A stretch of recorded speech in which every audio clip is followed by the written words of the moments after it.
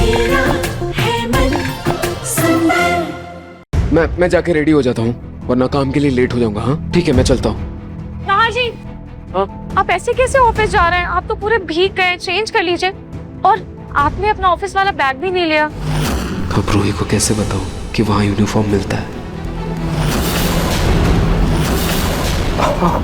हाँ मैं भी पागल हूँ, भूल गया था, सॉरी। अब मैं चेंज कर लेता हूँ। वॉलेट, एक सेकंड, इसको रख देना, उतर नहीं आया अभी। अरे नहार जी का वॉलेट तो पूरा भीग गया है, कहीं पैसे ना भीग जाए।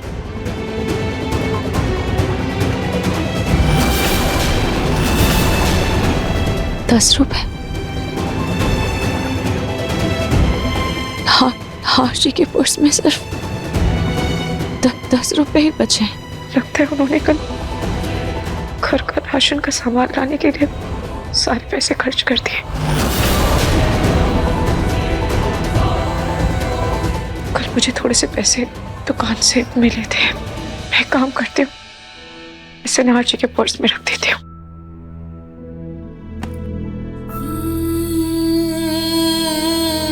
रूही,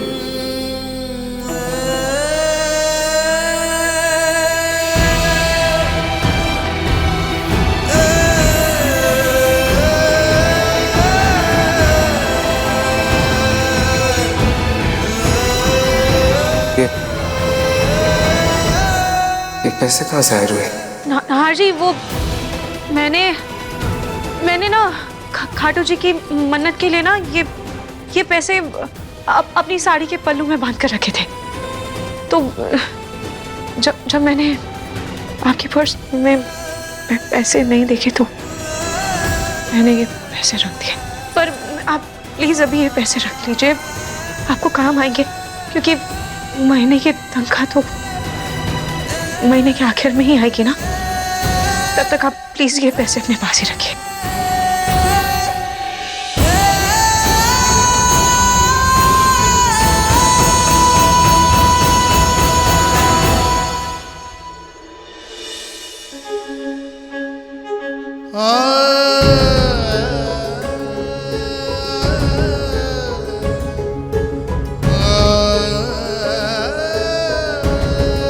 मैं बहुत जल्द सब कुछ ठीक कर दूंगा,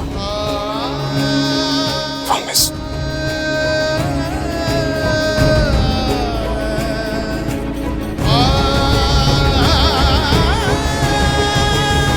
बाय।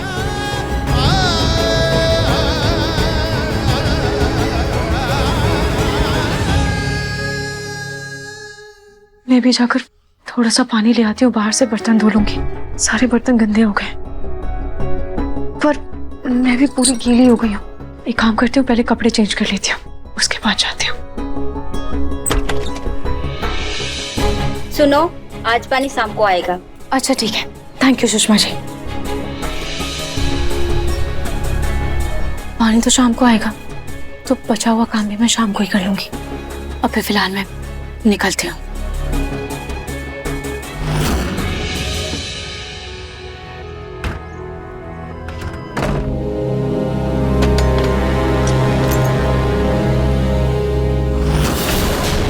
क्या तुम फिर आज काम पर नहीं आओगी?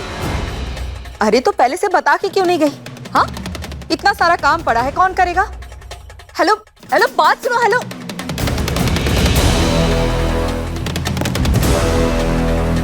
झाड़ू पोछा बर्तन, इतना सारा काम। ऊपर से तूफान की वजह से पूरा घर धूल धूल हो रखा है।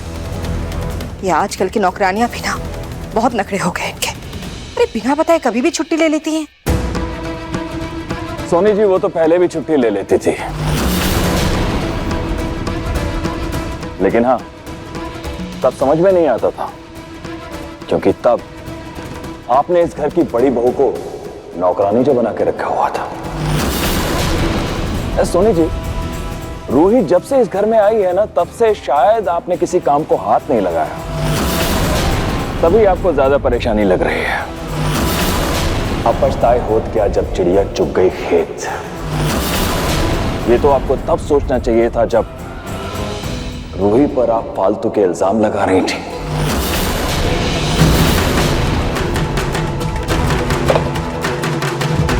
रतन जी,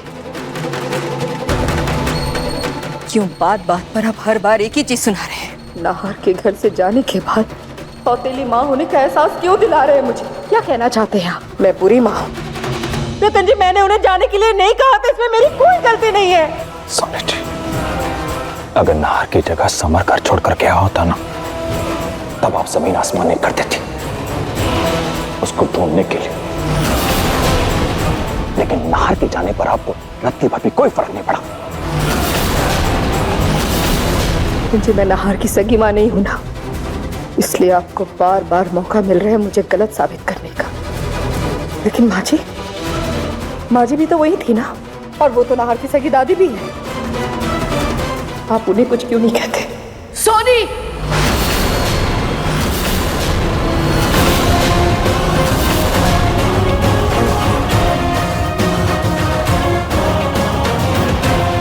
अपनी जुबान को लगाम दो।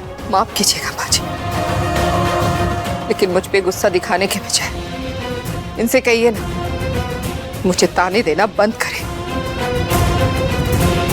पापा शांत हो जाइए, हम सब जानते हैं कि मम्मा कितना प्यार करती है नाहर भैया से। प्लीज ऐसे मत बोलिए, प्लीज शांत हो जाइए। हाँ अवनी बेटा, पहले मुझे भी ऐसा लगता था। क्या करें, धीरे धीरे मेरी गलतफहमी दूर हो रही है।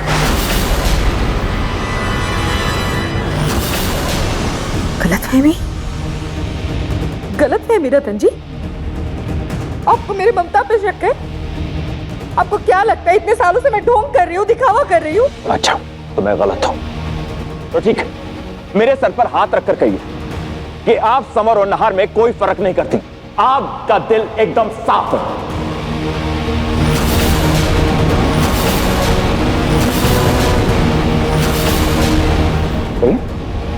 रखिए रखिए मेरे सर पर हाथ और कहिए कि आप नाहर और समर में कोई फर्क नहीं करती। आपको नाहर की जितनी फिक्र है उतनी समर की फिक्र है। आप नाहर से उतना ही प्यार करती हैं जितना आप समर से प्यार करती हैं।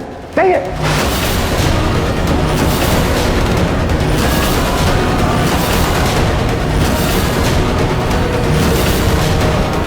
बोलिए सोनी जी। ये सगे भाई बहन ही प्रॉपर्टी जायदाद के मामले में सगे नहीं रह जाते। रूही और जूही सगी बहनें नहीं हैं, ठीक वैसे ही जैसे नाहर दामाद जी और समर दामाद जी सगे भाई नहीं हैं।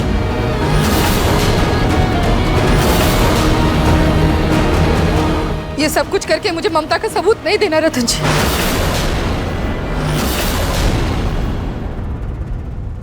उसकी कोई जरूरत नहीं सोनी जी, मुझे मेरा जवाब मिल गया।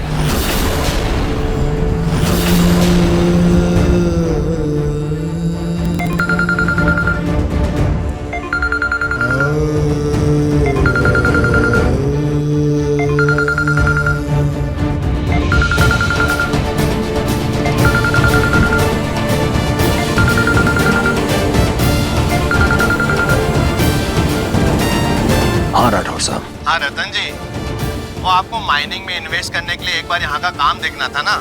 जी हाँ, मैं दिखाता हूँ।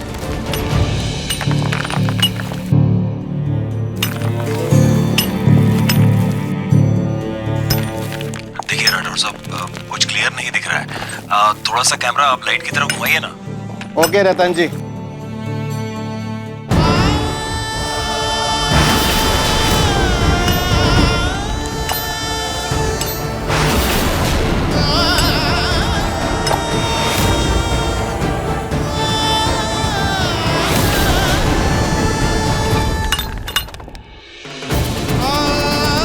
क्या हुआ पापा?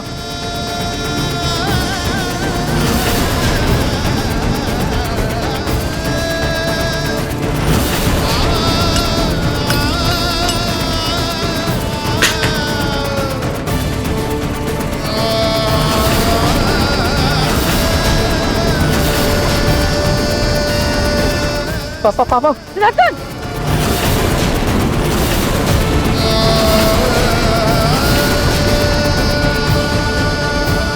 रतन, रतन, क्या हुआ?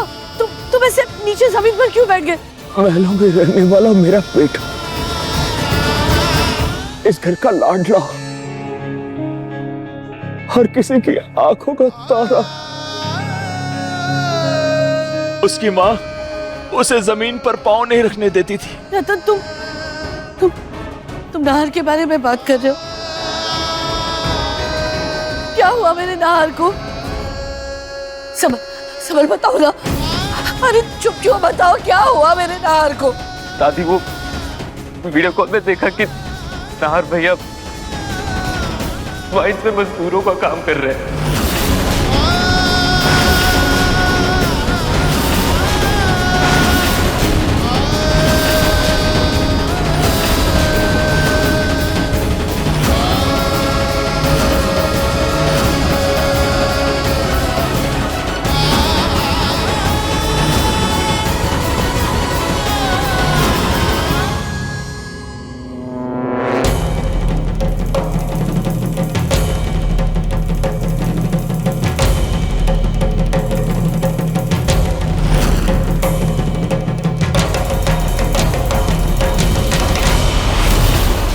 मन सुंदर रात 8 बजे दंगल टीवी पर।